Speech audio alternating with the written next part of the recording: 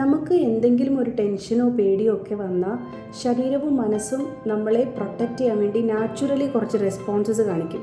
അതാണ് fight, flight, freeze, fall. Examples പറയാം.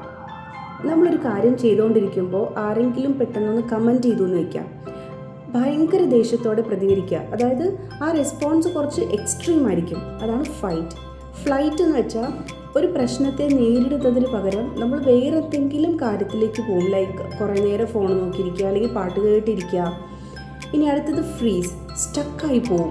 ഒരു ചെറിയ ഇനീഷ്യേഷൻ എടുക്കാൻ പോലും നമുക്ക് പറ്റാതെ നമ്മൾ മടി പിടിച്ചിരിക്കും.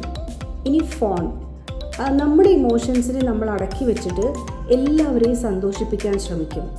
ഈ കാര്യങ്ങൾ തിരിച്ചറിഞ്ഞാൽ നമുക്ക് ഇങ്ങനത്തെ സിറ്റുവേഷൻസ് വരുമ്പോൾ മനഃപൂർവ്വം ഒരു ചേഞ്ച് കൊണ്ടുവരാൻ പറ്റും. അത് നല്ലൊരു തുടക്കമായിരിക്കും. Stay happy, stay healthy.